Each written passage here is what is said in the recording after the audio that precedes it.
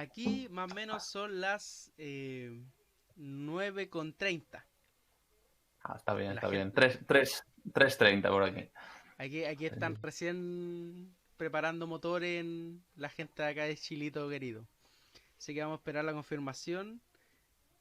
Excelente, nos acaban de confirmar, así que el Señor les bendiga a Vale. todos ustedes los que están detrás del monitor, pantalla, celular, tablet, etcétera, que el Señor te bendiga.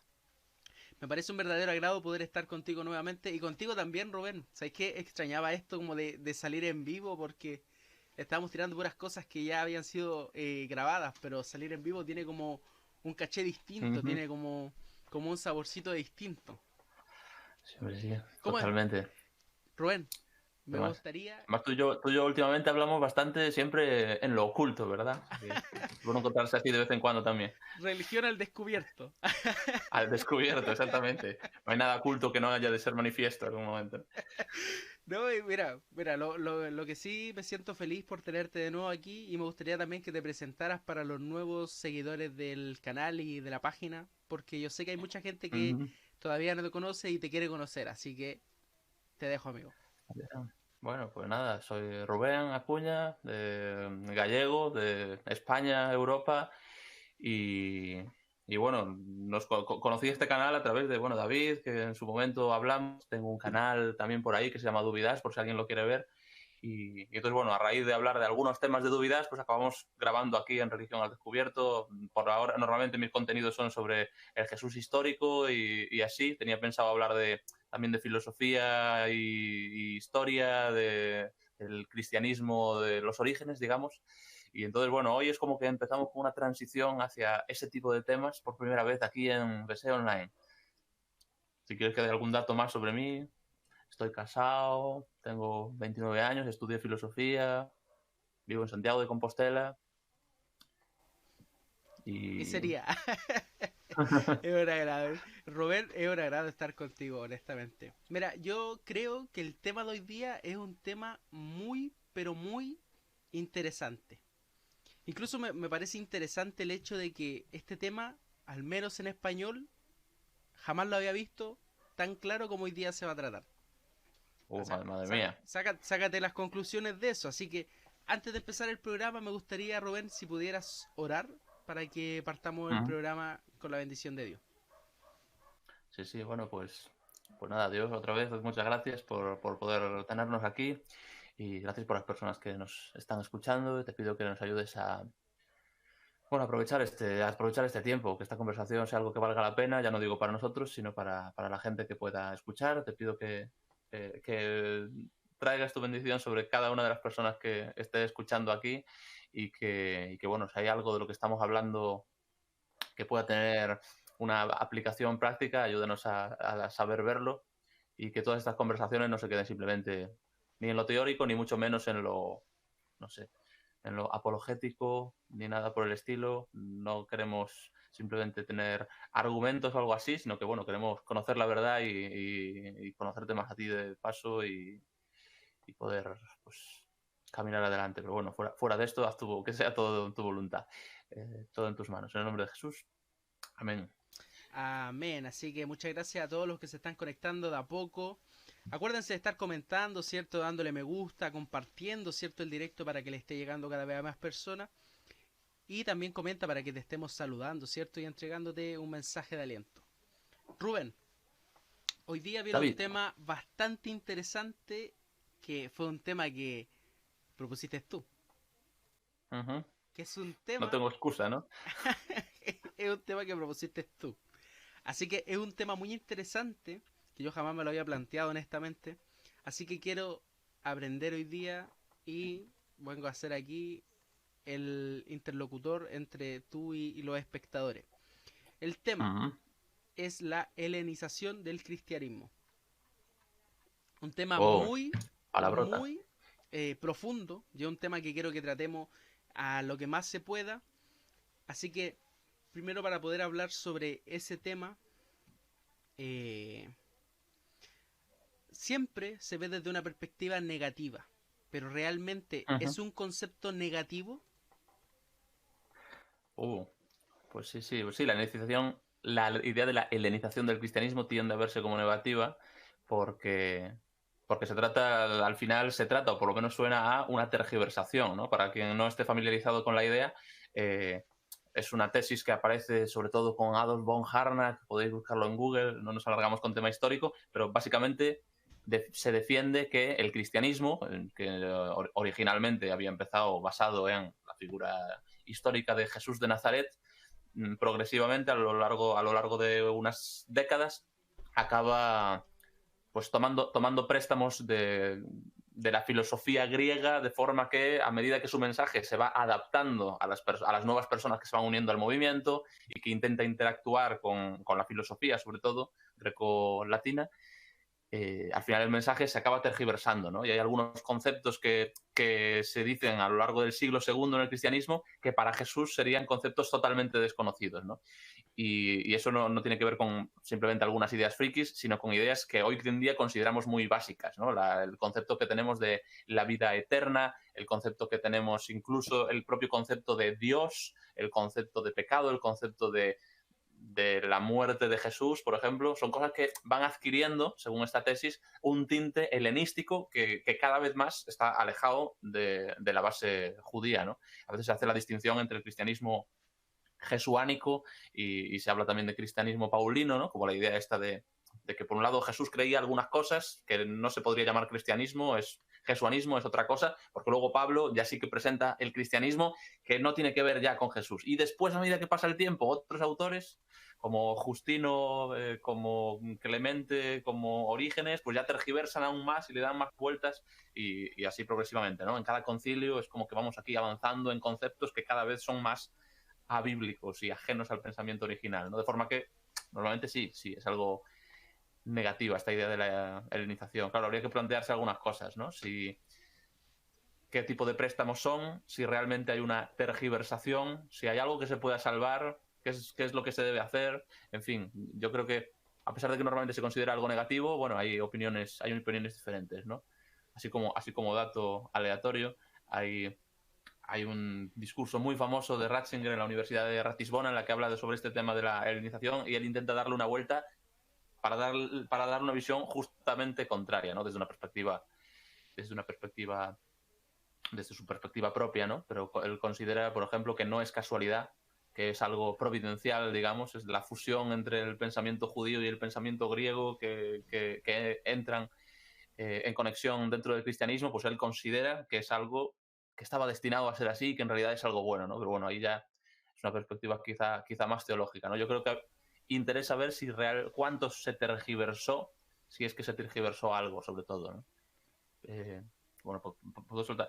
Yo, si quieres, no sé cómo vamos a hacer. Si quieres yo me puedo ir soltando el rollo y tú dices cosas por medio o tú vete haciéndome preguntas, ¿eh? No tengo problema. Vamos, mira. Menos mal que te frenaste. ¿Por qué? Porque ya me generaste bastantes dudas que te tengo que preguntar sí o sí. Pero antes de Eso eso, está genial. pero antes de Espero generar eso, más dudas que respuestas. claro, Antes de eso. dudas, ¿viste? Dudas. Primero, antes de eso, la gente comparte el directo. Dele me gusta, ya nos llegó nuestro primer comentario de Matías Aguirre Rojas que nos puso saludos cracks. Así que un saludo para ti, Matías Aguirre, que el Señor te bendiga. Un saludo, crack.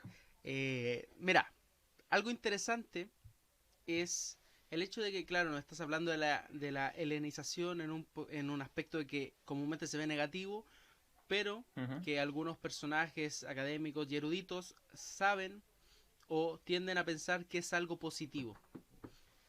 Una consulta que me Uh-huh. genera con respecto a esto. ¿En qué momento empieza esta helenización profunda, al menos dentro de la rama del cristianismo?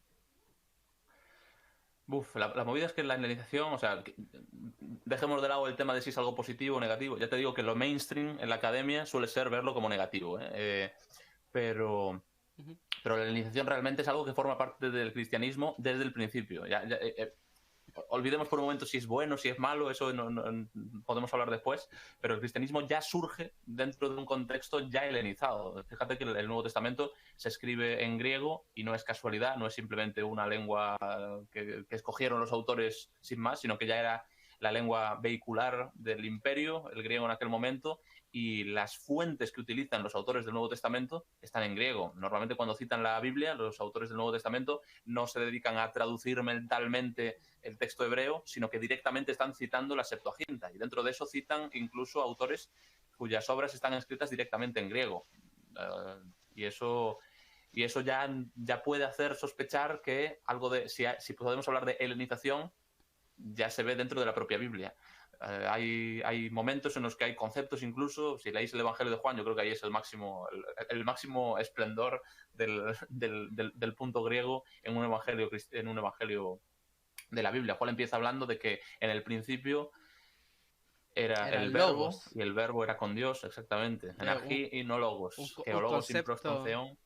un concepto Claro, eso, que es griego, netamente griego, exactamente, totalmente. concepto Bueno, aristotélico. ojo, ojo que el concepto en realidad, yo creo que fusiona, en el concepto del logos del Evangelio de Juan, se fusiona el concepto griego del logos y quizá el concepto judío de la memra, de los targums, que se hablaban ya sobre la palabra de Dios, Ah, a veces de forma equivalente a Dios, ¿no?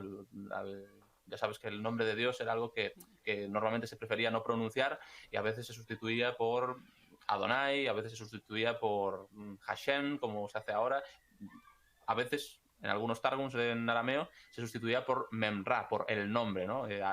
Moisés se encontró con el nombre, la palabra. Moisés se encontró con la palabra, para decir que Moisés se había encontrado con Dios, ¿no? Entonces, cuando el Evangelio de Juan utiliza la palabra logos, yo creo que ahí tiene, tiene una para mezcla. cualquier judío podría tener un sentido, y para cualquier griego también podría tenerlo, ¿no? Pero el hecho es que sí, está jugando con un término que a Antes, día de hoy lo asociamos a... Sí. antes de que continúe, explicar un poco qué son los targumim, porque Uh-huh. no todos lo tienen claro. Sí, Po. perdón. Yo lo Perdón, tengo perdón. claro, Sí, pero no todos lo la... saben. Yo no lo tengo nada claro, nada, pero yo voy para adelante. Simplemente se trata de... A veces en comentarios, hablamos a veces de comentarios de la Biblia hebrea, pero bueno, los Targumim nos referimos a traducciones o paráfrasis que se hicieron posteriormente en arameo de la Biblia, ¿no? Fíjate que el tema de las paráfrasis no es algo del siglo XX con las versiones dinámicas para leer la Biblia de forma más sencilla, sino que ya en el judaísmo bastante antiguo ya existía esa costumbre, ¿no? De escribir la Biblia de una forma que la gente pudiese entender de forma comprensible y en su idioma, que como muchos sabrán, el hebreo es un idioma que en Israel se perdió como lengua natural, digamos. Fue sustituida por el arameo y fue reducida simplemente a un ámbito puramente religioso. La gente aprendía hebreo para poder leer la Torá, para poder leer la Biblia, y se leía la Biblia, la Torá en hebreo, pero luego en su vida diaria, Jesús cuando estaba en casa probablemente hablaría arameo y no hebreo, porque era Hablaba lo en que... griego. En griego, seguro, en latín, en latín. Queda loca la gente, de verdad queda loca la gente con tanta información que nos arrojáis. Ya verá. Exacto, los targumín son eso, son comentarios, son paráfrasis de ciertos textos del Antiguo Testamento, la Tanaj judía. Y estos comúnmente Uh-huh. se daban en arameo para que la gente se las pudiera entender. Ahora, muchas veces en estos targumim, en estos comentarios, se hablaba de la memra. Ese era el concepto de el logos para el judío, era la memra. Incluso Filón de Alejandría, una persona que no toma todo literal dentro de la cosmovisión propia de él, toma incluso muchas veces que la Menrab es una persona, le da como una personificación muchas veces y Uh-huh. es interesante eso. Entonces, claro, el Sí. concepto de los judíos hay como un concepto abstracto que es la Memra, es la palabra. Estos Targumim mencionan que la palabra se andaba paseando en el jardín del Edén. Mencionan Uh-huh. que esta palabra, en muchos aspectos, algunos Targumim mencionan que esa palabra podía significar al siervo sufriente. Pero no sé si están listos para esa conversación. Creo que otra cosa. Pero Creo que bueno. otra cosa. Nos llegaron Bueno, dos ojo, que saludos más. tiene mucho que ver. Digo, tiene mucho que ver porque este Filón de Alejandría, de hecho, es el gran ejemplo, el paradigma del judaísmo helenístico. Es un poco la muestra de cómo en tiempos...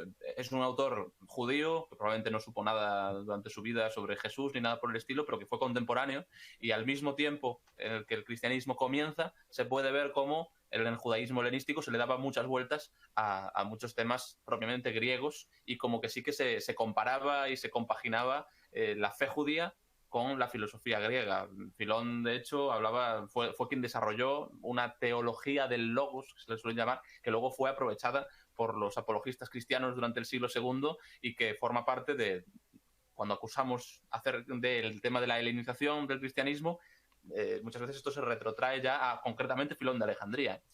Y no solamente la teología del logos, sino muchos otros conceptos. Cuando Filón habla sobre la creación, en el sentido de el hecho de Dios creando, cuando habla sobre el concepto de Dios, cuando habla sobre cómo Dios se revela a las personas, sobre la iluminación que Dios da a la mente del ser humano, Filón de Alejandría compara directamente la filosofía griega y concretamente sobre todo la filosofía platónica con la filosofía mosaica o la filosofía de Moisés, que para él era el mayor filósofo que había habido, ¿no? Porque era el filósofo que había sido iluminado por Dios. Para Filón de Alejandría incluso había ahí, bueno, para los judíos se convierte en muy importante, y estamos hablando de al mismo tiempo en el que el cristianismo estaba empezando, para los judíos se había hecho ya muy importante la idea de que el judaísmo era anterior a Platón concretamente y a Aristóteles, a algunos de los principales filósofos griegos.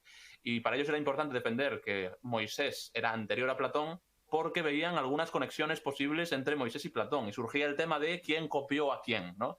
Moisés se basó en Platón, leyó el Timeo, leyó los pasajes sobre la creación del Timeo, donde el Dios supremo, que no tiene que ver con la materia, pero va creando, o por lo menos va, bueno, el concepto de crear tendríamos que cambiarlo, pero bueno, que va dando lugar en el caso del Timeo, algunas deidades inferiores, pero que luego a su vez crean o dan forma al mundo, plasman el mundo, transforman la jora primigenia imprimiendo en ellas las ideas. Perdón para los que no sean tan frikis y no les interese esto, pero al final es el punto de decir, vale, Moisés dice esto, Platón dice esto, hay puntos de contacto, ¿verdad? ¿Quién copió a quién? Y entonces empiezan a discutir sobre quién fue antes. Y la realidad es que la visión griega acerca de algunas cosas ya estaba influyendo a Filón en muchas interpretaciones de la Biblia. Y hay incluso quien piensa, y aquí, por ejemplo, Jean Danielou, que ya ha fallecido, un gran erudito, recomiendo leer su obra si llega algo a vuestras manos. Él consideraba, de hecho, que la hipótesis de que quizá el judaísmo también había tenido influencia en el pensamiento griego en algunos aspectos acerca de Dios, ¿no? O sea que puede que hubiese ya una influencia mutua entre helenismo y judaísmo. Perdón, ¿estabas diciendo algo? Te he cortado. No, no, está perfecto, está bien. No, es que nos mandaron más saludos para poder saludar a la gente. Saludamos. Nicolás Pardo nos comenta saludos, David y Rubén, que el Señor te bendiga, Nicolás. Luisa Dafme nos pone ídolos, espero ser alguna vez como ustedes. No pasa nada. Eso es poco saludable, ¿eh? No pasa nada.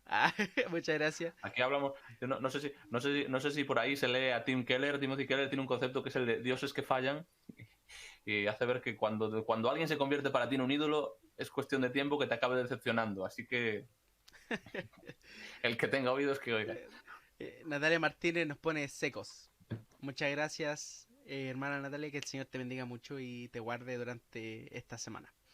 Ojo, arrojaste tantas cosas que es interesante. La persona de Filón de Alejandría, incluso sería interesante que habláramos en algún momento sobre la existencia de Dios desde la filosofía. Así que, ojo ahí, anótala por favor, porque es otro tema que hay que conversarlo. Estás hablando de la cultura griega, Filón de Alejandría, ¿cierto? Que hace una especie de puente entre, ¿cierto?, el judaísmo y más o menos Alejandría. Alejandría, específicamente, la ciudad, la ciudad del saber. Ahora, la pregunta es la siguiente, y esta pregunta es bastante interesante. ¿La cultura griega ha sido parte del cristianismo? Yo diría categóricamente que sí. Ya digo, si ya había sido parte del desarrollo del judaísmo en su momento, si lees la literatura intertestamentaria y los libros deuterocanónicos, ves que están bastante imbuidos de filosofía griega, pero ya en el cristianismo yo creo que sí, también. Es decir, no solamente se escribe en griego, sino que además se utilizan conceptos griegos y se presenta al Dios del Antiguo Testamento de una forma en la que los griegos puedan entender, y eso yo creo que se ve en ejemplos ya desde el principio, ¿no? Si lees el libro de los Hechos, por ejemplo, discursos como el de Pablo en el Areópago en Atenas, ves que ahí está claramente, Pablo se está dejando marcar sin ningún tipo de complejo por los conceptos epicúreos y estoicos de las personas que le estaban escuchando, ¿no? Fíjate que así como cuando Pablo, si te pones a leer en el capítulo en que Pablo llega al Areópago en Atenas, que es como el gran momento de encuentro cristianismo, filosofía griega, justo antes, en Hechos capítulo 17, Pablo había estado en Berea y había estado anteriormente en Tesalónica, y en estos dos lugares había hablado con judíos, había llegado, había ido a la sinagoga, y dice ahí el libro de los Hechos que discutía con ellos para hacerles ver cómo Jesús era el Cristo, ¿no? Es decir, entendemos que Pablo, al hablar con judíos, hablaba sobre las promesas acerca del Mesías y de cómo Jesús cumplía con esas profecías acerca del Mesías, ¿no? Esto es algo muy típico de Pablo. Pero cuando Pablo llega a no estar en una sinagoga, sino que está en Atenas, hablando con filósofos, epicúreos, estoicos, que lo ven ahí como, oh, vaya, ¿qué clase de nueva filosofía es esta? A ver, háblanos, ¿qué querrá decir este palabrero? Y entonces Pablo, ahí en lugar de hablarles sobre las profecías acerca del Mesías, les habla acerca de el Dios que ha creado todas las familias de la tierra, el Dios en el que vivimos, nos movemos y existimos, el Dios cuyo linaje suyo somos. Y al hacer esto, Pablo está citando autores como Arato, autores griegos, y haciéndoles ver a los griegos que eso que ellos estaban buscando, eso que vosotros, dice Pablo, adoráis sin conocer, ese Dios desconocido, es al que yo os anuncio, ¿no? Entonces Pablo ahí está como diciendo, esto que os estoy presentando no es algo desvinculado de la filosofía griega, al contrario, es lo que vosotros estabais intentando alcanzar, es a lo que vosotros estabais aspirando y de lo que algunos de vuestros profetas ya han escrito. Eso es real y viene de aquí, ¿no? Es un Dios real que ha creado el mundo y que se ha revelado a través de su Hijo, ¿no? Acaba Pablo su discurso diciendo que Dios llama a todas las naciones, a todo el mundo, a que se arrepientan porque ha establecido un día, y entonces les habla de ese juicio, que es algo que ya no era tan griego, ¿no?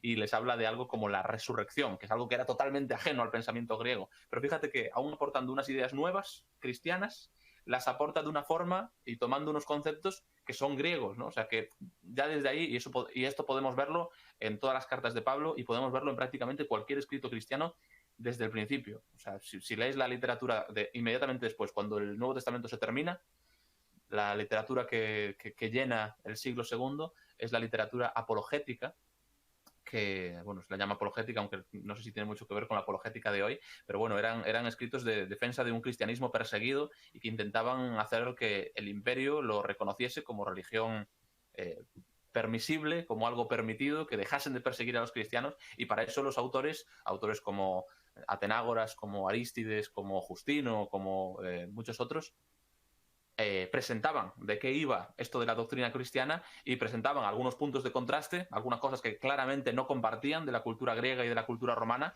y estaban en desacuerdo los cristianos con muchas cosas. Los cristianos siempre se opusieron, por ejemplo, a la exposición de los niños recién nacidos, que se les dejaba morir en las calles muchas veces, se opusieron a la prostitución del imperio, se opusieron a las peleas de gladiadores en las que se obligaba a luchar a muerte a personas, se opusieron a algunas ideas acerca de los dioses, se opusieron a muchas cosas, pero al mismo tiempo también hicieron ver, estos autores, cómo en el cristianismo realmente cobraban sentido algunas ideas que eran propiamente griegas. Y ahí, por ejemplo, el concepto de logos, Justino Mártir en el siglo II lo rescata y lo convierte en algo básico del cristianismo. E intenta hacer ver para él que toda la sabiduría que algún griego hubiese alcanzado en el pasado, si era algo real, si era algo verdadero, era porque había sido iluminado por el Logos. El Logos que ahora, decía Justino, que se ha hecho ser humano en Jesús de Nazaret, ¿verdad? Ahí lo tienes, ¿no? Eso que estás intentando alcanzar, yo te lo presento. Aquí está, se llama Jesús. Así es como empezó este intercambio entre cristianos y no cristianos dentro de la cultura de Roma y de la cultura helenística en general, ¿no? O sea que, vamos, la respuesta es que sí. Creo que el cristianismo claramente estuvo bastante vinculado al helenismo ya desde el principio. Es interesante, de hecho, que hay algunos momentos en los que hay escritores que acusan a los cristianos de haberse apropiado de algunas ideas griegas y de algunas ideas helenísticas, y algún escritor cristiano, estoy pensando ahora mismo en Clemente de Alejandría, si no me equivoco que responde diciendo, vale, tú dices que eres un heleno y me dices a mí que estoy aprovechándome de las movidas helenísticas, ¿y por qué vas a ser tú más helenístico que yo? Porque yo también me he criado en la misma cultura que tú, yo también he estudiado la misma filosofía que tú, yo también conozco los escritos de los poetas griegos, yo también los admiro como tú, pero los veo a través de, y aquí estoy ya tergiversando porque no recuerdo cómo continuaba, pero los veo desde una perspectiva diferente, ¿no? Pero soy helenista. Es como si ahora mismo me preguntas, yo que vivo en España, ¿no? ¿El cristianismo tiene algo que ver con la historia de España? Y alguien, bueno, por ejemplo, yo, bueno, no sé, o con Europa, ¿no? Que ahora mismo vive la secularización de una forma bastante, bueno, no sé, bastante en la vanguardia en algunas cosas en contra del cristianismo, y alguien europeo podría decirme que tú no eres europeo de verdad porque todavía contienes esto del cristianismo. Y yo pienso, bueno, mira, el cristianismo también está totalmente vinculado a la historia de Europa y por lo tanto no te estoy hablando de algo ajeno. Soy europeo igual que tú y hablo de algo que forma parte de la base de nuestra cultura, igual que forma parte de nuestra cultura ese secularismo del que tú participas, ¿no? O sea, al final el cristianismo se desarrolla dentro de una cultura y es un movimiento, curiosamente, que se adapta muy bien a todo tipo de culturas. Si te pones a estudiar historia de las religiones y te pones a ver, bueno, simplemente hay que ver un poco los mapas, ¿no? ¿Por qué zonas se ha ido extendiendo el cristianismo y dentro de qué tipo de sistemas políticos se ha extendido y con qué filosofía se ha ido combinando? Y ves cómo ocurre con muchas religiones del mundo y ves que, bueno, hablando del cristianismo como religión, podríamos discutir este concepto, pero el cristianismo sería la religión más intercultural que haya existido. Es la religión que mejor se adapta a diferentes tipos de cultura y diferentes tipos de pensamiento, ¿no? Y eso yo creo que es por algo. Es interesante que los primeros cristianos que defendían el cristianismo ante Roma no intentaban comparar el cristianismo con otras religiones y medirse con otras religiones como si el cristianismo fuese una más, sino que los primeros apologistas cristianos con quien se medían era con los filósofos. Intentaban comparar el cristianismo no con otras religiones, sino con otras filosofías, porque consideraban que el cristianismo era algo que estaba totalmente a la altura de cualquier sistema de pensamiento. No era simplemente una práctica religiosa, era mucho más que eso. Y como sistema de pensamiento que era algo que podía ser aceptado tanto por judíos como por griegos, porque, bueno, ya conocéis los pasajes de Pablo, ¿verdad? Ya no hay judío, ya no hay griego, ya no hay esclavo, ya no hay libre, ya no hay hombre, ya no hay mujer. Todos somos uno en Cristo Jesús, ¿no? La idea de Pablo era que en Jesús podían ser uno personas de diferentes culturas, de diferentes sexos, diferentes géneros, de diferentes estratos sociales. Cualquier persona podría considerarse bienvenida en el cristianismo porque en Jesús todos podían ser uno, ¿no? O sea que, vamos, que sí, la respuesta corta es que sí. Qué interesante son los conceptos que está entregando Rubén por un tema de... Claro, comúnmente esta perspectiva se ve siempre desde el lado negativo, pero en ningún momento se aprecian desde el lado positivo. Y te digo que te quedes ahí porque vamos a...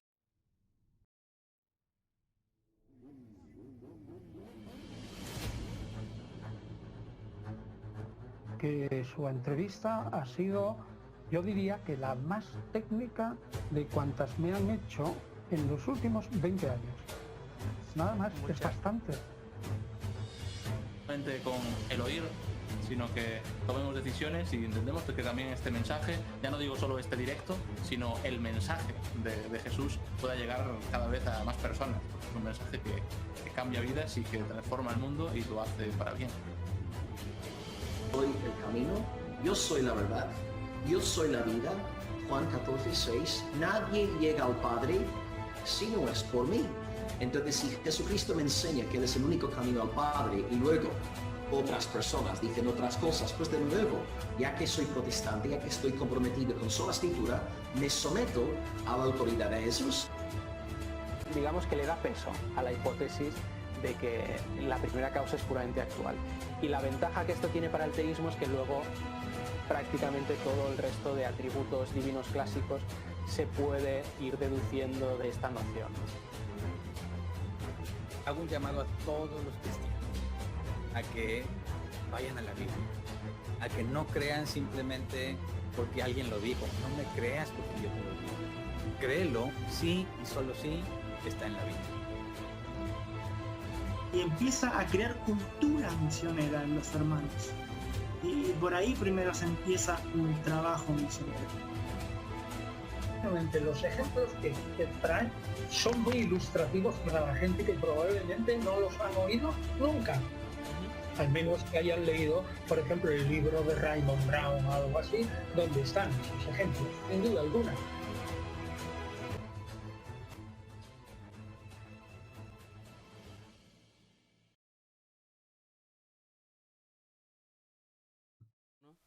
Así que volvimos. Espero que les haya gustado el comercial. No olviden de seguir la página Religión al Descubierto, el proyecto que estamos realizando, ¿cierto?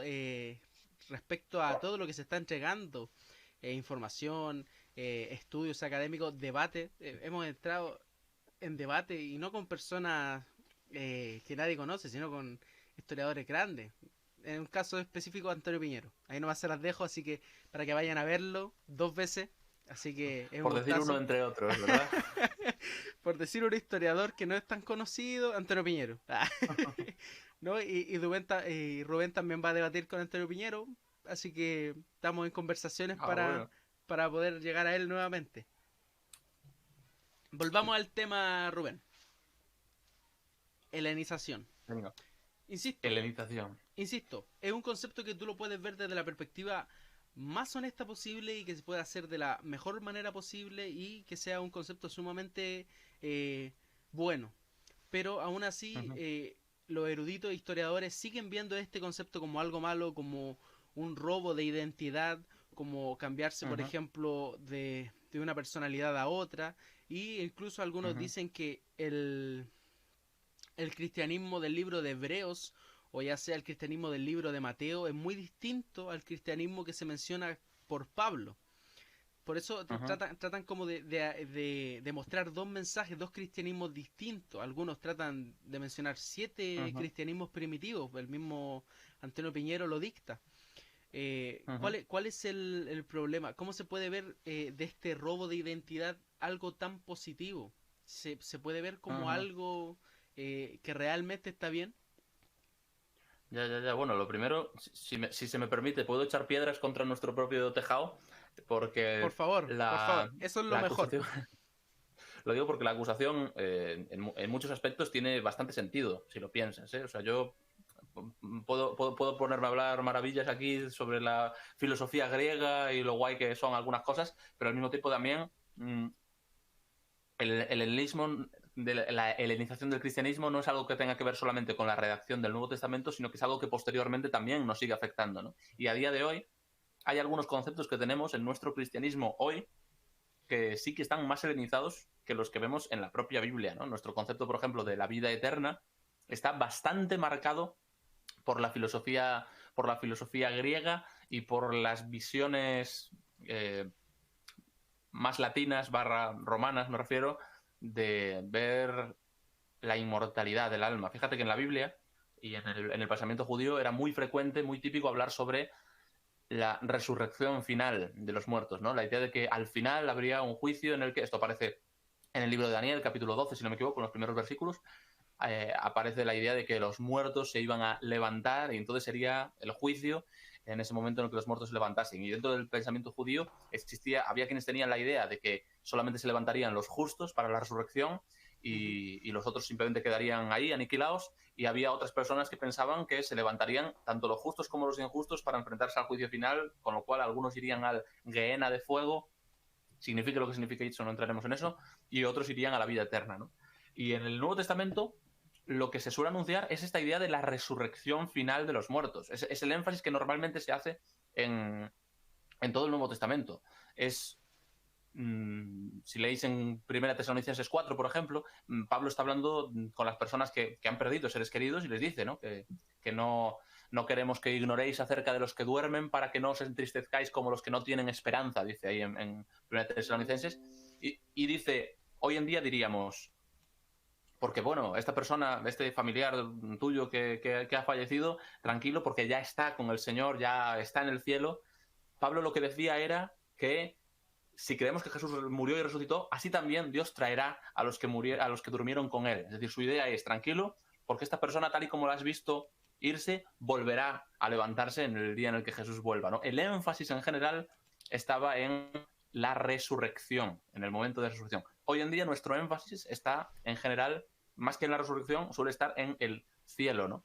Y es interesante, es bastante interesante esto, ¿no? Porque creo que los dos conceptos, aquí no pretendo ponerme en plan rompedor, ¿vale? Cada uno que lo aplique como vea. Creo que los dos conceptos están presentes en el Nuevo Testamento, pero sí que cuando el énfasis del Nuevo Testamento está puesto siempre en la resurrección y nuestro énfasis del cristianismo actual está normalmente puesto en el cielo, ahí hay un cambio que se ha dado en el que yo creo que sí, que claramente hemos sido condicionados por más cosas, ¿no? Pero entre otras cosas por una visión platónica del mundo. Esta visión de que el mundo es algo, bueno, es el mundo material, es algo en lo que hay corrupción, en lo que hay sufrimiento, en lo que todo acaba fallando, pero hay algo en nosotros que es eterno, ¿no? Que es el alma, ¿no? Y a veces hablamos de la inmortalidad del alma más que de la resurrección. Y la inmortalidad del alma, como idea, era una idea totalmente griega. Es decir, y era un punto de conflicto a veces entre los cristianos y los no cristianos. Fijaos, la primera gran defensa de la resurrección que hay dentro del mundo cristiano la escribió Atenágoras de Atenas, sobre la resurrección de los muertos. Aquí no me voy a meter, hay quienes consideran que la obra no es suya, que es una obra un poco posterior, tal. Grant tenía una tesis al respecto, no me voy a meter ahí, pero bueno, supongamos que la escribió él, ¿vale? En siglo II, defensa de la resurrección de los muertos, y ahí Atenágoras hace ver cómo el cristianismo presenta algo diferente de lo que dicen los griegos. Los griegos hablan de la inmortalidad del alma, y porque consideran que el ser humano es el alma, y que el alma está encerrada dentro de un cuerpo de carne del que será liberada en el momento en que la persona muera, ¿no? Y Atenágoras, en contraste con eso, lo que dice es que el ser humano, tal y como Dios lo ha creado, no es solamente alma. Él lo considera que no es solamente un espíritu, es espíritu y cuerpo unidos. Eso es un ser humano. El ser una persona con una biografía, el ser una persona que crece, el ser una persona a la que le duelen las cosas físicamente, ser una persona que hace todo lo que hacemos, una persona, ¿no? Una persona de carne y hueso, eso forma parte de lo que es ser persona. Y lo que hacemos en la vida no lo hace nuestra alma solamente, lo hacemos como personas, lo hace nuestra alma, lo hace nuestro cuerpo, porque actuamos utilizando los miembros de nuestro cuerpo, ¿no? Esto, perdona si me pierdo aquí en argumentos de aquella época, pero esto hacía de Atenágoras decir que tiene sentido pensar que la vida eterna no será algo solamente de espíritus, que será algo de la persona entera, porque si no, la persona no tiene vida eterna, solamente tiene vida eterna su espíritu, dice Atenágoras, ¿no? Y nosotros presentamos algo diferente, ¿no? Ahí el cristianismo era considerado una novedad dentro del imperio, porque era una novedad, porque era algo ajeno al pensamiento helenístico, esta idea de la resurrección. Los primeros anticristianos, de hecho, se burlaban de la resurrección, ¿no? Para Celso, un famoso apologista anticristiano, siglo II, para Celso la resurrección era una esperanza, decía él, digna de gusanos. Era algo que Dios no podía ni querría jamás hacer, porque era algo terrible, algo como dar una vida eterna a cuerpos inertes, bueno, algo material donde hay muerte. El Dios perfecto, el Dios trascendente, el Dios supremo, no tiene nada que ver con la naturaleza corrompida nuestra, no tiene nada que ver con la materia, no tiene nada que ver con lo corruptible. A él solamente le interesa lo espiritual, ¿no? Esto era lo que pensaban los filósofos romanos en aquel momento, en general.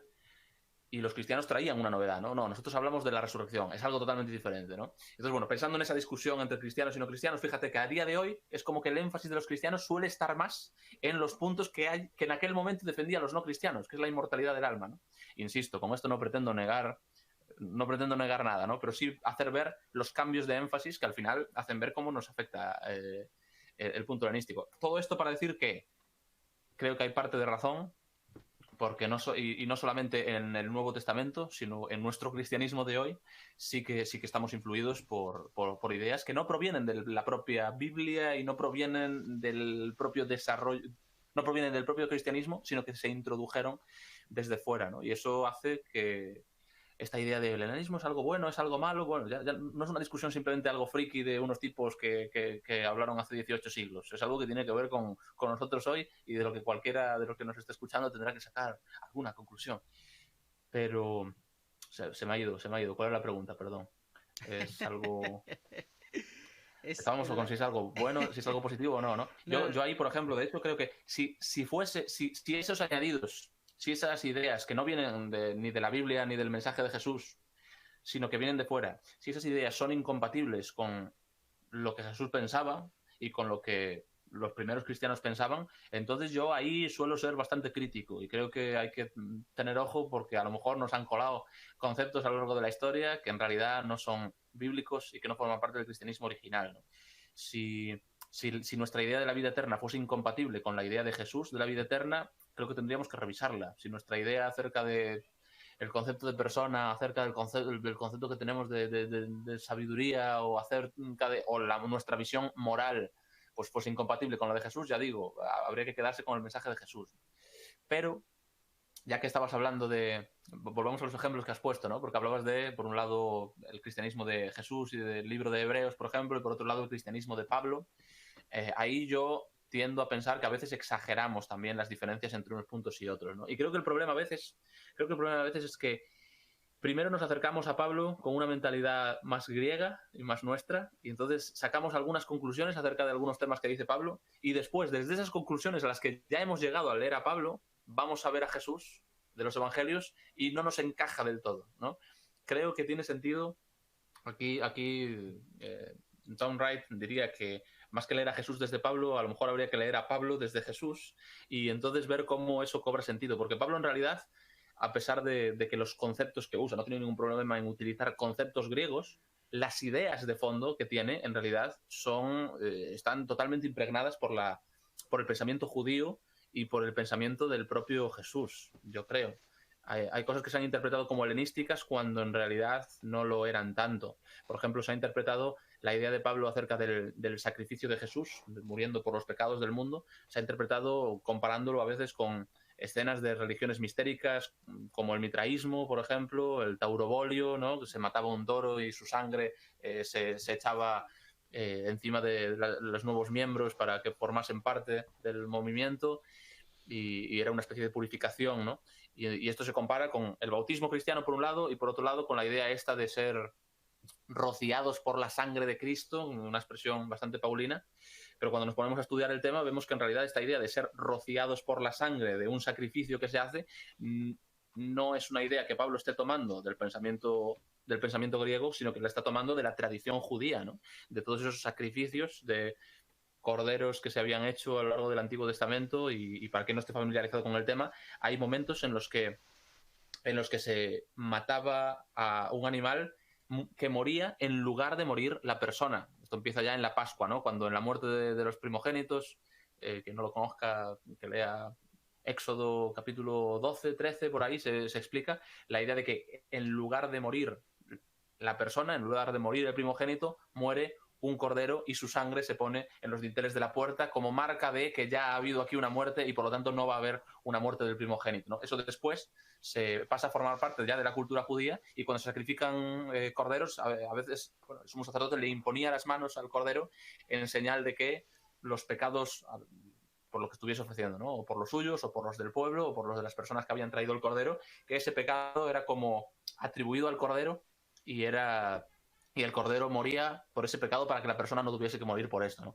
Esto es una idea que tiene mucho de judía, no viene solamente de Roma y ojo de ahí, algo ahí interesante que dijiste, algo de todo lo que dijiste, es que el concepto de sacrificio por remisión de pecados y enfermedades, etcétera, es un concepto que también se encuentra dentro de la escritura judía, ya sea en Isaías 52, Isaías 53, que he tenido muchos debates con muchos judíos que ellos llegan y me dicen que ahí se refiere a Israel.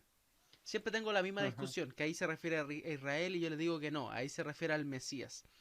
¿Y qué tiendo a hacer yo para poder tener la razón argumentativa?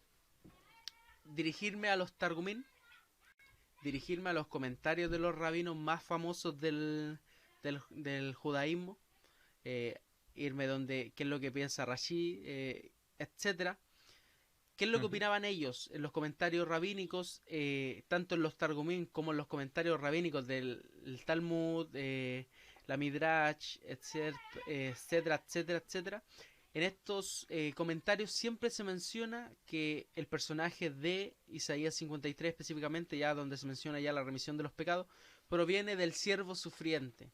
Un concepto que muchos de estos rabinos combinan a ese siervo sufriente aparecido en Isaías 53 con la figura del Mesías. Entonces, también en este aspecto, nosotros podemos decir que este concepto de sacrificio por las rebeliones, como dicen algunas traducciones, incluso hasta llevar las cargas de cierto grupo de personas, también aparecen dentro de este libro de Isaías, o sea, uno de los profetas más importantes de la Tanaj judía. Entonces, el concepto también sacrificial también está dentro del Antiguo Testamento desde una perspectiva muy mesiánica, o sea, aunque uno, por ejemplo, dudara, por ejemplo, de la antigüedad del Éxodo, porque hay algunos que dicen que es más actual, otros dicen que es más antiguo, otros dicen que no existió el Éxodo, etcétera. Lo que sí tenemos es el manuscrito de Isaías, que es antiguo, al menos, si no mal me acuerdo, el manuscrito que teníamos era del 100, 200 antes de Cristo, el que se encontró en Qumran. Hay textos de Isaías en Qumran que sí son del siglo, por lo menos del siglo II antes de Cristo. Exactamente. O sea, sí, son anteriores al cristianismo, sí. Exactamente, eso es a lo que voy. Gracias por la confirmación. A lo que voy con eso es que este concepto sacrificial es anterior al cristianismo. Por ende, este concepto no necesariamente proviene del culto mitraico, que es un culto totalmente distinto. Incluso hay algunos historiadores que creen que el culto mitraico toma a colación conceptos del cristianismo para aplicarlo a ellos mismos. Y estos son comentarios de historiadores que ni siquiera son cristianos, simplemente son historiadores que estudian el mitraísmo desde una perspectiva histórica, y ellos piensan y opinan que el mitraísmo copia descaradamente términos y conceptos que el cristianismo estaba implementando ya. Entonces, y eso, ¿dónde lo pueden investigar? En la página Religión al Descubierto. Mira, propaganda de nuevo. En la página Religión al Descubierto hay una publicación, un post que habla si es que Jesús es copia de personajes romanos, ya en este caso como Mitra. Bueno, Mitra es un personaje romano, persa e hindú, pero específicamente desde la perspectiva romana, para ver si es que hay algún tipo de copia o no hay. Y ahí menciono varios historiadores que creen que es al revés. Entonces, para que lo vayan a leer también. Sí. Sí, esto pasa mucho, de hecho, ¿no? Muchas veces como que trazamos conexiones que parece que uno ha influido al otro y en realidad ha sido al revés o ha sido un poco de las dos cosas, ¿no? Hay figuras históricas de personas que se comparan con Jesús de Nazaret. Esto, publicidad de Religión al Descubierto, porque vosotros habéis escrito temas sobre Jesús comparado con mitos antiguos, ¿no? Y hay algunos personajes que se han comparado con Jesús, como Apolonio de Tiana, que no es solo que las coincidencias no sean tanto como parece, sino que además las biografías que tenemos a día de hoy de estos personajes, en el caso de Apolonio de Tiana, si no me equivoco, fue Filóstrato quien escribió la biografía en la que se acerca tanto a Jesús. Esas biografías estaban influidas por un cristianismo incipiente que estaba en pleno desarrollo dentro del imperio, ¿no? Y por lo tanto ahí fue, digamos, el cristianismo el que influyó a esas otras corrientes y no al revés, ¿no? Como eso pasa, bueno, a lo mejor estoy cayendo aquí en lo mismo que decían aquellos judíos de aquel tiempo, ¿no? Que decían que los filósofos habían copiado a Moisés. Pero bueno, hay cosas que tienen más sentido que otras, creo. En fin, sí. Hay que seguir conceptos por la plausibilidad que tienen, la coherencia que pueden indicar cada una de la argumentación. Sí. Entonces, bueno, yendo al punto de que hablábamos, al final, muchas veces el problema no es que Pablo haya helenizado cosas, sino que nosotros helenizamos a Pablo aún más de la cuenta, separándolo del pensamiento judío del que Pablo participaba y del pensamiento, digamos, jesuánico, si se me permite, anclado en el mensaje de Jesús que Pablo compartía, ¿no? Eso pasa con muchas cosas, ya digo, con mucho de lo que vemos en Pablo. Pero creo que si en realidad si partimos de Jesús tal y como lo presentan los evangelios, y a partir de ahí nos fijamos en lo que Pablo dice, vemos que en realidad tiene bastante sentido y que Pablo estaba teniendo en cuenta muchas cosas de las que Jesús estaba teniendo en cuenta, ¿no? Y igual que de Pablo digo esto, también podemos decirlo de Juan, porque ahí Juan también es otra persona a la que se acusa ya de helenizador dentro de la propia Biblia, ¿no? Ya hemos hablado de esta idea del logos, de la idea del verbo de vida, y en las cartas de Juan, en la primera carta de Juan concretamente, Juan utiliza sin ningún problema algunos conceptos que normalmente asociamos al movimiento gnóstico, ¿no? A un movimiento que había dentro del cristianismo, que estaba profundamente influido por ideas, concretamente, sobre todo del platonismo imperial, del platonismo medio, y que leía la Biblia a partir de un prisma, pues eso, más platónico, más filosófico. Y hay quienes acusan a Juan de esto, ¿no? Y la realidad es que esta primera carta de Juan, no nos vamos a poner aquí a hacer exégesis de la carta a fondo, pero al final está utilizando unos conceptos que sí que son griegos, pero para explicar algunas cosas que en realidad ya formaban parte de la cultura judía y de los anuncios que había de lo que haría el Mesías más adelante. De forma que al final no todo es tan helenístico como a veces puede parecer. Y fuera de eso, claro, evidentemente. Luego hay helenizaciones que vienen después, que yo creo que sí que haríamos bien en limpiarnos un poco y de acercarnos más al pensamiento realmente bíblico, ¿no? Y aquí estoy hablando ya como cristiano, ¿no? Porque al final, cuando hablamos de positivo o negativo, aquí entra en cuestión el tema de las creencias, el tema de, si yo creo algo, ¿se está tergiversando realmente ese mensaje de Jesús original en el que yo creo o no, ¿no? Por ejemplo, creo que es muy interesante que a día de hoy tengamos muy presentes, pues, por ejemplo, el concepto de reino de Dios que Jesús manejaba, ¿no? Porque al final, esta idea de que el Logos se ha hecho carne y habitó entre nosotros, vimos su gloria como la del unigénito del Padre, lleno de gracia y verdad. Al final ahí se está hablando del advenimiento del reino de Dios o se está hablando de algo totalmente diferente, ¿no?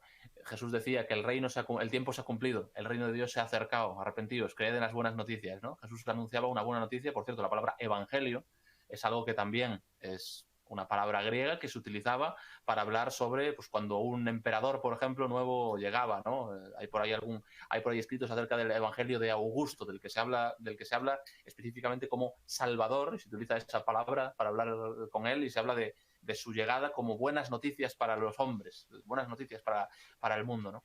Y Jesús estaba presentando algo así, pero diferente, ¿no? Tengo buenas noticias, algo ha llegado, alguien ha llegado, el tiempo se ha cumplido. El reino de Dios, no un reino como el de Octavio, no un reino como el de Tiberio, no un reino como el de otros gobernantes, sino el momento en el que Dios va a hacer su voluntad en el mundo, ya ha empezado, porque el rey está aquí para inaugurar el reino, ¿no? Y Jesús hablaba de que el reino de Dios vendría, ¿no? No decía, fíjate, en el Padre Nuestro no dice, Padre nuestro que estás en los cielos, llévanos a tu reino, ¿no? Él decía que venga a nosotros tu reino, ¿no? Haz tu voluntad en la tierra como ya se hace en el cielo. Y a día de hoy eso como que a veces estamos desvinculados y nuestras oraciones se parecen más al llévanos a tu reino que al venga a tu reino, ¿no? Y más que se haga tu voluntad en la tierra, líbranos de esta tierra y llévanos a tu cielo, ¿no? Y eso es una desvinculación. Si el punto, al final el Evangelio de Juan está participando de esta idea de Jesús, porque no está hablando de que nosotros podamos alcanzar el logos, que nosotros podamos alcanzar la verdadera sabiduría, que nosotros podamos alcanzar eso que los griegos estaban buscando, sino que eso ha venido a nosotros, porque Dios ha hecho algo, ¿no? No es algo que nosotros alcancemos. Por eso es que no es un llévanos a tu reino, es el reino ha venido, el logos se ha hecho carne, ¿no? Fíjate, si partimos del concepto que Jesús tenía del reino de Dios y a partir de él vemos esta noticia de que el logos se ha hecho carne, creo que lo veremos de una forma más cercana a cómo los primeros cristianos lo verían, ¿no? Mientras que si lo separamos por completo y simplemente lo vemos como el logos griego y ya está, entonces creo que nos perdemos algo, ¿no? Por eso, para que la helenización no sea algo malo, creo que hay que verlo conociendo, pues eso, cuál era el cristianismo original que Jesús planteaba, ¿no? Y no dejarnos llevar, sino sin ser conscientes, ¿no? Los primeros cristianos que utilizaban conceptos griegos intentaban ser conscientes de qué conceptos estaban utilizando, ¿no? Y aceptaban unas cosas y no aceptaban otras, ¿no? Lo que dice Pablo en Tesalonicenses: examinadlo todo cuidadosamente, y con examinadlo no quiere decir ir probando, quiere decir tened discernimiento, no os fiéis de todo a la primera, examinadlo bien y retened lo bueno, ¿no?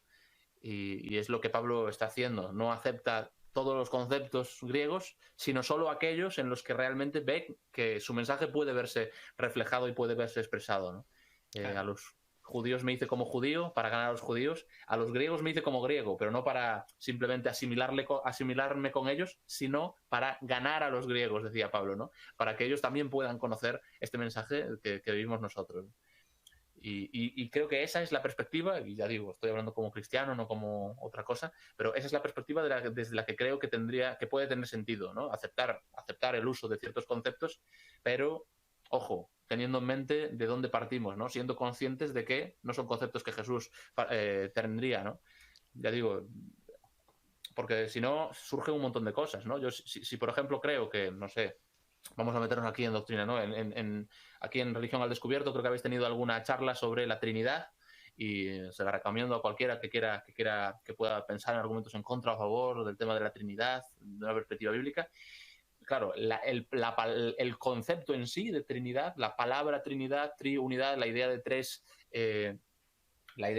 naturalezas dentro de tres personas en una sola sustancia, eso es una idea que son conceptos griegos. La realidad es que en la Biblia no aparecen esas palabras para referirse a Dios, ¿no? Entonces, si simplemente tomamos la doctrina de la Trinidad como si Juan 3:16 dijese que de tal manera amó Dios Padre al mundo que envió a Dios Hijo para que a través de su Espíritu Santo transformase de tal, porque uno es Dios y el otro es Dios y el otro es Dios, pero uno no es el otro y el otro tal, eso no lo dice en la Biblia, ¿no? Si pensamos que la Biblia dice algo así, nos llevaremos una sorpresa al ver que no lo dice. Pero si somos conscientes de que no son conceptos que aparezcan en la Biblia así, sino que la Biblia dice ciertas cosas y a partir de esas cosas podemos llegar a una conclusión y explicarlo utilizando estos conceptos, entonces ahí creo que sí tendríamos una visión de la Trinidad que sí podría compartir pues alguien como Pablo, ¿no? No sé si con esto me estoy yendo o... No, vais bien caminado. Y mira, incluso... Puedo ser un poco hereje, pero si a alguien le está sonando herético, puede ser porque no me estoy expresando bien, ¿vale? No pretendo llevar la contraria a todo lo que se ha dicho en aquel directo que se habló, ¿vale? No, mira, incluso, mira, dentro del instituto bíblico al que asistí y asisto, en algún momento se nos explicó lo que era la inerrancia bíblica. Por un tema de por ejemplo, hay textos espurios, ¿cierto? Hay textos que fueron agregados por escribas, hay textos que fueron agregados por copistas, etcétera. Pero, según esta inerrancia, ¿cierto? Que es más un concepto teológico que un concepto histórico, esta inerrancia dicta de que Dios estuvo en medio de la elaboración de estos textos en todo momento, sino que nunca se apartó. Entonces, me imagino que en este concepto del helenismo, en el que tú estás desarrollando esta argumentación, también existe algún tipo de inerrancia teológica en la que, obviamente, al no sonar herético, Dios siempre estuvo detrás de cada uno de los pasos que iba siguiendo el cristianismo. Así que cáchate, hasta te defiendo. y mira, otra cosa. Y quiero decirte esto antes de ir a comerciales nuevamente. La pregunta es la siguiente. Estás, claro, demostrando y argumentando en contra de que no está mal el helenismo en el cristianismo, ¿cierto? No está mal. Pero la pregunta... Siempre y cuando sea una cuestión de conceptos que no haga que el mensaje sea parte del original. Claro, exactamente. Que mientras todo esté claro y en concordancia con la línea argumentativa de lo que hablaba Jesús, para ser más específico. Ahora, la pregunta es la siguiente, es a la inversa. ¿Por qué está bien? ¿Por qué está bien que el cristianismo saque a colación estos detalles? Por eso se lo contestaremos a la vuelta de comerciales.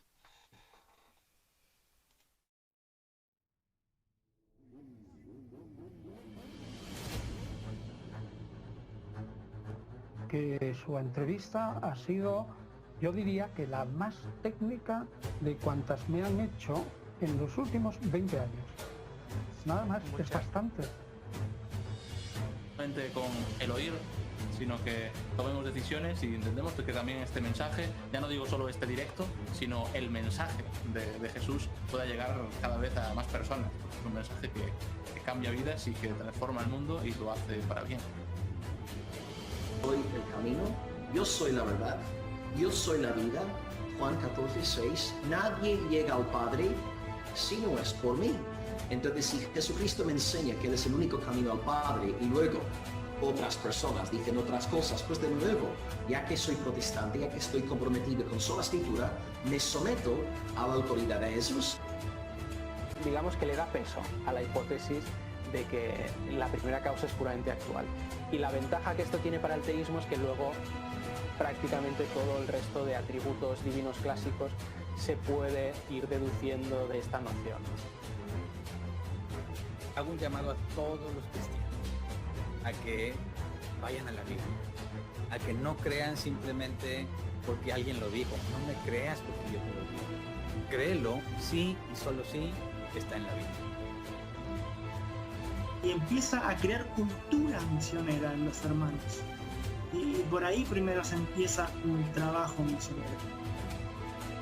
Realmente los ejemplos que traen son muy ilustrativos para la gente que probablemente no los han oído nunca. Al menos que hayan leído, por ejemplo, el libro de Raymond Brown o algo así, donde están esos ejemplos, sin duda alguna.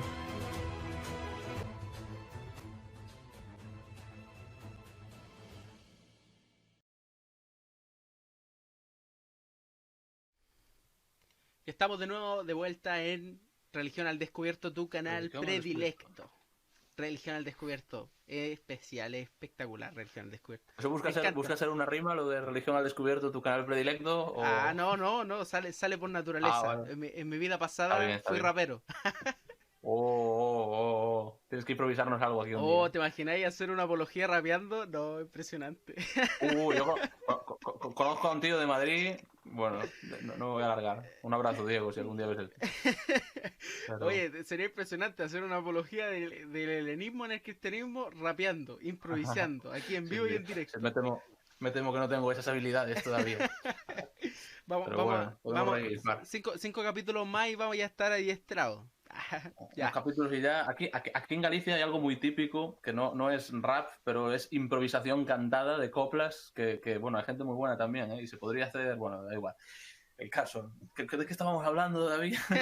Espérate, antes de que sigamos hablando, nos acaba de llegar otro mensaje de nuestra hermana Ismenia y Nostrosa Montoya que nos dice: bendiciones, mi niño. Bendiciones, hermana, que el Señor la bendiga. Igualmente. Y la quiero mucho, mucho.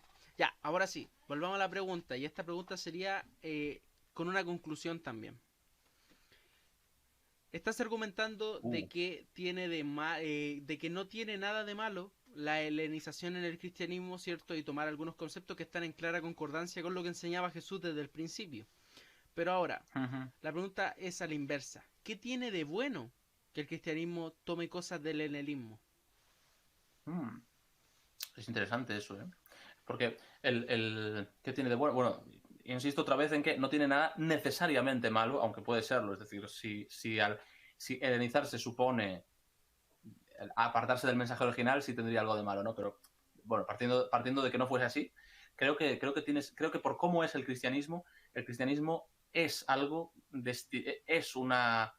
destinado a adaptarse en muchos sentidos, ¿no? Fíjate que el cristianismo empieza con Dios, con la idea de esto de que el Logos se ha hecho carne, ¿no? La idea de que Dios se adapta a los seres humanos hasta el punto de hacerse ser humano, ¿no? Y esto está en los escritos cristianos ya desde el principio, ¿no? La idea de Jesús, siendo en forma de Dios, no consideró el ser igual a Dios como algo que aferrarse, se despojó de sí mismo, tomó forma de siervo, siendo obediente hasta la muerte y muerte de cruz. Es decir, la idea de la encarnación de Jesús creo que tiene sentido que sea un ejemplo para todos nosotros, ¿no? Para Pablo era un ejemplo, así como Jesús se había hecho un ser humano para poder ganar para sí, para poder salvar a los seres humanos.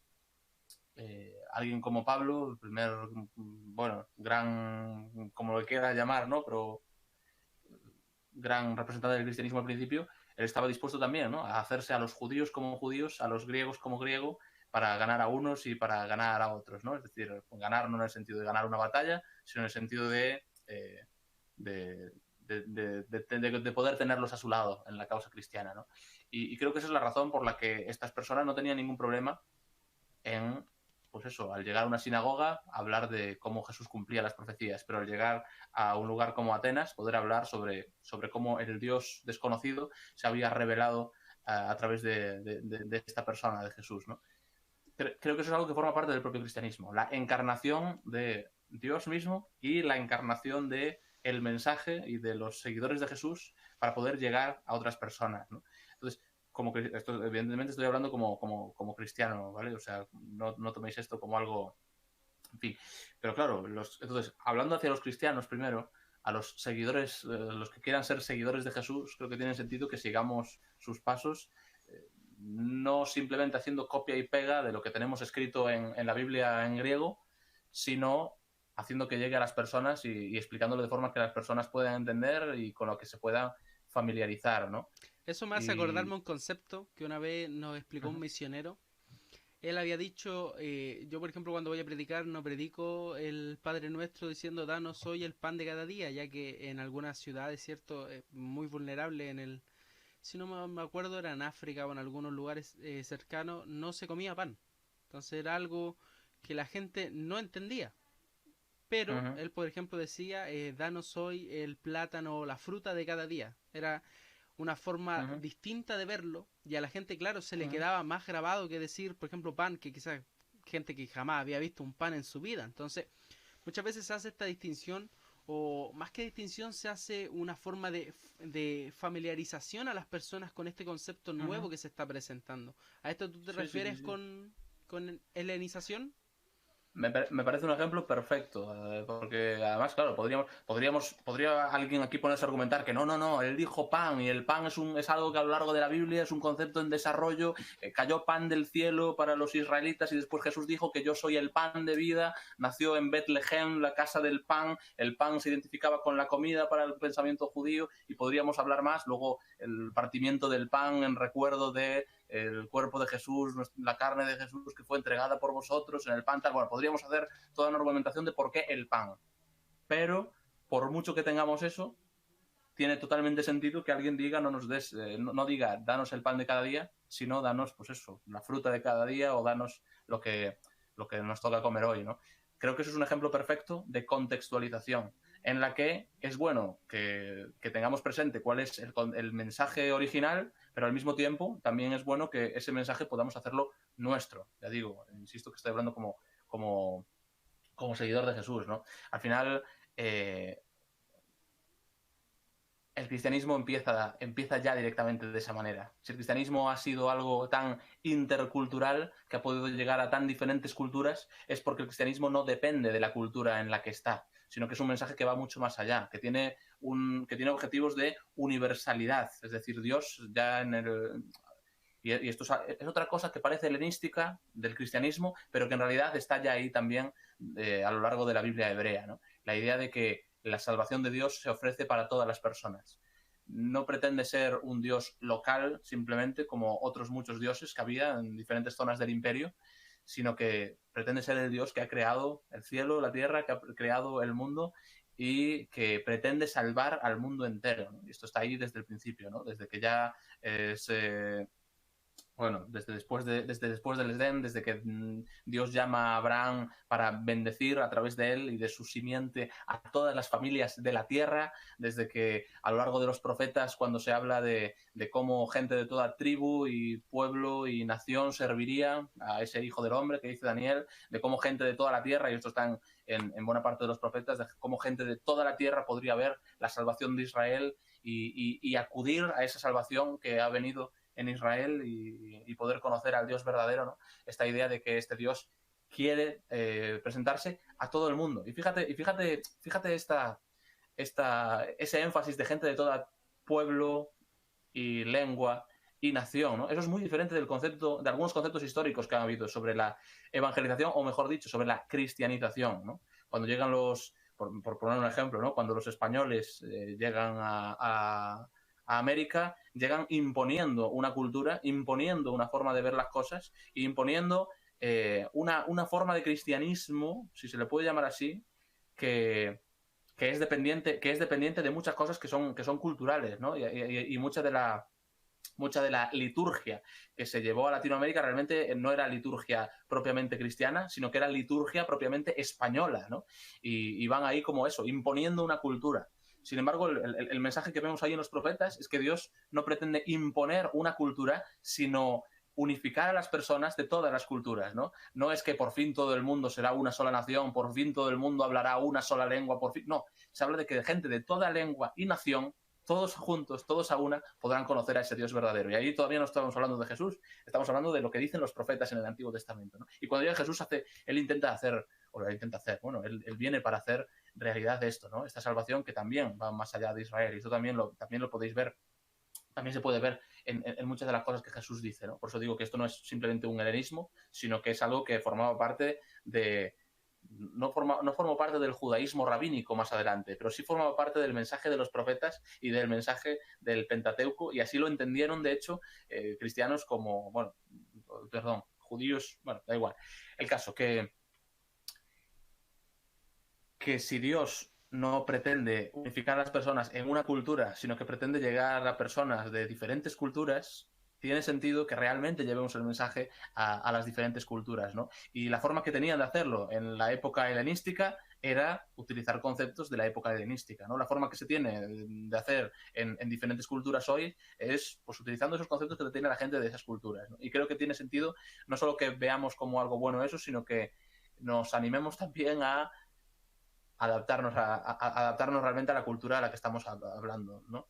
A veces cometemos el mismo error o un error parecido, sin la parte de la conquista y de llevarse el oro, pero un error parecido al que tuvieron los españoles cuando venían imponiendo un cristianismo español, ¿no? Y es que intentamos imponer a las personas a lo mejor no un cristianismo imperial, pero quizás sí un cristianismo de carácter evangélico específicamente así, o un cristianismo, habrá personas diferentes escuchándolo, ¿no? Un cristianismo católico romano que esté basado en... o un cristianismo, no lo sé, un cristianismo que está lleno de cosas que realmente no estaban en la Biblia, sino que las hemos ido añadiendo nosotros y que realmente forman parte de nuestra cultura cristiana, sea cultura evangélica o sea cultura luterana o de cualquier otro tipo de corriente de la que cada uno venga. Y creo que si somos seguidores de Jesús no estamos llamados a imponer una cultura, sino a transmitir un mensaje que es válido para gente de todas las culturas, ¿no? Por eso creo que tiene sentido como cristianos que no tengamos... que sí, no nos alejemos del mensaje original, pero al mismo tiempo que no tengamos problema en que ese mensaje original se transmita de diferentes formas, como lo hicieron, pues eso, los cristianos en el siglo II y como a día de hoy se puede hacer en diferentes culturas, ¿no? Invitaría a todos a que piensen en las dos cosas, ¿no? Porque lo bueno y lo malo, los peligros y al mismo tiempo las oportunidades. Por un lado, el peligro de que nuestro mensaje sea... que el mensaje original sea tergiversado, que al final los conceptos nos hagan olvidar lo que Jesús pensaba y lo que los primeros cristianos creían, ¿no? Y con eso tenemos que estar alerta, que nuestro cristianismo sea realmente cristianismo, se refleje realmente el pensamiento y el mensaje de Jesús. Pero al mismo tiempo también tener en cuenta lo otro, ¿no? Si queréis podemos, bueno, y si alguien... a lo mejor ya aquí hablando para personas que no necesariamente sean cristianas, ¿vale? Porque claro, al final estamos hablando de apropiarnos de conceptos, bueno, no sé, de modular un mensaje que queremos llevar a todo el mundo y todo esto. Bueno, no debemos dejar de ser conscientes de cómo nos ha influido también. Y ahí tenemos una deuda. Creo que tenemos una deuda, los cristianos también, porque si muchos de los conceptos que usamos ya dentro de la propia Biblia no se generaron dentro de Israel, sino que eran utilizados antes, creo que también, bueno, podemos estar también agradecidos, ¿no? Podemos estar agradecidos podemos poner muchos ejemplos, ¿no? El concepto de la redención que tenemos, por ejemplo, el concepto bíblico de la redención en el Nuevo Testamento tiene unos tintes que son bastante griegos, más vinculados con la libertad, con la liberación por un pago, la liberación de un esclavo, que con el punto de el pago de un rescate que se podía pagar por un campo, por ejemplo. Con esto no es una conclusión, lo siento, con esto estoy volviendo a lo de antes.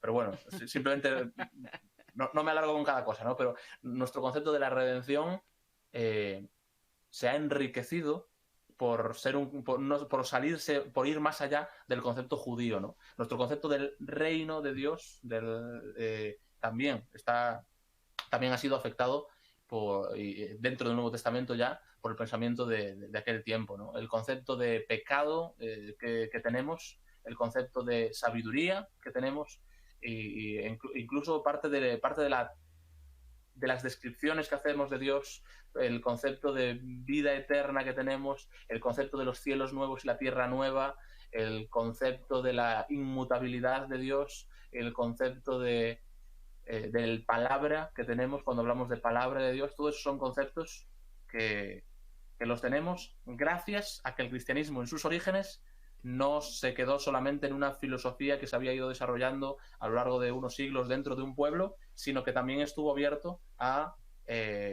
traer también otros conceptos para poder expresar mejor y dar riqueza también a ese pensamiento judío anterior a la llegada de quien consideramos nosotros que es el Mesías, ¿no? De Jesús. Y eso creo que no tenemos que verlo como algo negativo, sino al contrario, tenemos que ser agradecidos, ¿no? Para que esto no sea una apropiación cultural, sino realmente un compartir con otros, cada uno desde su cultura, para que todos podamos unirnos en esto, ¿no? No sé si esto tiene algún sentido. La vez anterior que estuvimos aquí, tengo la sensación de que la reflexión final fue más sobre, claro, hablamos sobre la resurrección, la última vez que estuve yo, y entonces hablamos de, claro, si realmente Jesús ha resucitado, entonces ¿qué puede haber para ti, ¿no? Pensando en esto del helenismo, creo que el mensaje del cristianismo hacia el mundo helénico, creo que también puede tener sentido hoy, ¿no? Porque si hablamos de que el logos se ha hecho carne, y este quizás es el concepto más helenístico, ¿no? Partiendo de esto como conclusión mía, tú das tus conclusiones, ¿eh? Puedes llevar una contraria también. Pero si el logos realmente se ha hecho carne, ¿no? Si el logos, es decir, la sabiduría que cualquier pueblo, cualquier lengua, cualquier nación haya podido haber alcanzado, y pensando concretamente en el concepto griego, ¿no? La sabiduría, bueno, la razón por la que todo funciona como funciona, la razón por la que todas las cosas existen, el porqué y el para qué de todo cuanto hay. Creo que eso son cosas muy actuales, ¿no? Creo que hoy también nos seguimos preguntando, ¿no? El por qué, para qué existimos, por qué vivir la vida, ¿no? ¿Cuál es el propósito? ¿Cuál es mi propósito, ¿no? ¿Por qué me levanto por las mañanas? ¿Y por qué quiero seguir viviendo? ¿Por qué quiero hacer cosas en mi vida, ¿no? Resulta que el por qué y el para qué se han hecho carne, siguiendo lo que decía el Evangelio de Juan, ¿no? Si esto es cierto, si todo esto, si todos los grandes conceptos y todo lo que alguna vez ha tenido sentido se ha hecho ser humano en Jesús, entonces, bueno, eso también, que cada uno piense qué va a hacer con esto, ¿no? Porque a lo mejor se te está presentando en Jesús una oportunidad que tiene que ver contigo, que tiene que ver con tus necesidades, que tiene que ver con lo que tú buscas en tu vida, que tiene que ver con tus aspiraciones. No es solamente un mensaje judío de hace 2000 años, es un mensaje que tiene sentido y es relevante hoy, ¿no? Y invitaría a todos a poder planteárselo. Ahora hay una diferencia en el hecho de que, claro, uno está hablando de esta contextualización, ¿cierto? En el hecho de para poder predicar, ¿cierto? De una manera más clara para personas de diferentes razas, ¿cierto? De diferentes creencias, diferentes religiones, diferentes lugares geográficos, etcétera, etcétera, etcétera, etcétera. Ahora tampoco esto es licencia para que se cambie el mensaje original. Por ejemplo, si nosotros queremos ir a predicarle a una persona, como dice R.C. Sproul en su libro ¿Quién es realmente Jesús? Las personas radicales encuentran a un Jesús radical en los evangelios.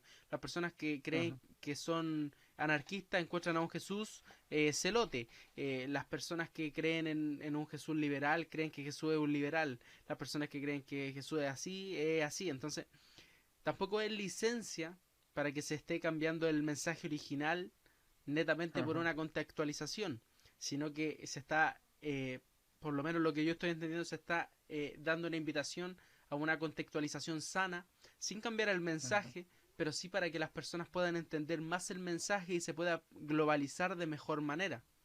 No sé si es como es tratar de organizar la idea del punto de tu conclusión. Sí. ¿Va por ahí? Va hacia los cristianos, sí que pretendo ir por ahí, sí. Es decir, no estoy pretendiendo aquí que cambiemos el mensaje, estoy pretendiendo que se contextualice, ¿no? Y si alguien no es cristiano o no está familiarizado con la Biblia, ya le digo que el mensaje de la Biblia no es simplemente, es un mensaje que realmente tiene sentido hoy, que realmente, si lo ves a la luz de los problemas que tenemos hoy, de las aspiraciones que tenemos hoy, realmente tiene sentido y tiene mucho que decirnos también a nuestras vidas hoy, ¿no? Por eso invitaría a cualquiera a poder conocerlo, ¿no? Ese es un poco el punto. Sí. Cristianos que nos estáis escuchando, contextualizar el mensaje original y no tergiverséis el mensaje, sino que se trata de contextualizar, ¿no? A los que no sean cristianos, ojo, hablamos de un mensaje contextualizable que hoy sigue teniendo sentido, ¿no? Y sigue siendo vigente, así que adelante, investigadlo, conocedlo. Ahí está el punto. Incluso tenemos varios temas en el tintero que tenemos que sacar en algún momento. Ahora estamos hablando de la existencia de Dios, tenemos que hablar sobre la fiabilidad de los evangelios, que creo que ahí sí vamos a tener que hacer una serie. ¿Por qué? Porque es mucho Es mucho. Incluso en Religión al Descubierto estamos haciendo un proyecto para hacer un documental con respecto al Jesús histórico. Varios documentales que Vaya. van a estar produciéndose. Por ende, tenemos mucha tela que cortar, tenemos muchas cosas que hablar, tenemos muchas cosas que enseñar y gracias Rubén por ser parte de este proyecto. Así que muchas gracias a todos los que estuvieron conectados con nosotros, que fueron muchas personas. Espero que el Señor te bendiga. Acuérdate que Religión al Descubierto está más vivo que nunca y estamos tratando de hacer publicaciones, videos, debates, entrevistas. El otro día me entrevistaron en un canal de apología de un amigo llamado Benjamín, así que también que el Señor le bendiga. Lo que queremos hacer es enseñar a la gente, que la gente aprenda, nosotros también aprender de ustedes y simplemente decirles que el Señor te bendiga mucho durante esta semana que te viene. Así que un gustazo a todas las personas. ¿Algunas palabras, amigo? Nada, un abrazo a todos, muchas gracias gracias a ti por invitarme una vez más. Es un placer siempre hacer este tipo de cosas y que aún por encima nos dejes aquí ponernos en plan frikis. O sea, muchas gracias. Y gracias a todos los que nos estáis escuchando. No hablo solamente con esas personas que estáis comentando ahora, sino con las personas que vayan a ver este directo. Un abrazo para todos. Espero que no se nos haya ido mucho a la olla. El tema es súper amplio, es amplísimo. El otro día le decía a David que podríamos hablar durante muchas horas sobre cómo nos ha afectado la cultura helenística, poniendo un montón de ejemplos concretos, pero bueno, tampoco se trataba de eso, sino de ver un poco así algunas ideas más generales. Así que perdónennos por ser superficiales quizás, porque creo que es imposible no serlo en 1 hora y media, pero bueno, también otras personas, quiero decir, habrá quienes puedan expresar mejor estas cosas. Lo hemos hecho lo mejor que hemos podido, espero que haya sido útil para todos y nada, simplemente pues eso, me uno a lo que dice David, que Dios bendiga a todas las personas que nos estáis escuchando, sean creyentes o no lo sean, y si hay algo que tienes en contra de cualquier cosa que se ha dicho, anímate a decirlo en los comentarios, porque anímate a debatirlo conmigo. Anímate a debatirlo conmigo, dice el amigo. No, está bien. Espero, antes de terminar, me gustaría orar para que la gente se vaya bendecida. Así que Padre amado, Padre celestial, te damos las gracias, Señor, por estar nuevamente con nosotros en este lugar. Te quiero pedir, Señor Jesucristo, que tú puedas bendecir a cada uno de los que pudieron escuchar este programa y que tu inmenso amor, Señor, esa bendición grande que tienes desde lo alto pueda llegar, Señor, a sus vidas y tú los cubras, Señor, con ese cariño, con esa bondad, Señor, y con ese amor que solamente tú sabes dar. Te pedimos, Señor, que cada una de las personas que esté, Señor, durante esta semana, Señor, con aflicciones, con problemas, puedan salir, Señor, de esto y puedan volver, Señor, a lo que es tu bendición y esa hábitat, Señor, en el que tú estás. Así que sin nada más que decirte, Señor, te amamos, te bendecimos, te glorificamos y te pedimos esto en el nombre del Padre, del Hijo, del Espíritu Santo. Amén y amén. Amén. Así que muchas gracias a todos los que estuvieron con nosotros. Acuérdense que Rubén, queda Rubén para rato, porque tenemos muchos temas todavía que tenemos que hablar. Así que, Rubén, un gustazo tenerte de nuevo aquí y simplemente decirle a la gente que el Señor te bendiga y nos veremos en un próximo capítulo de Religión al Descubierto. Chao, chao.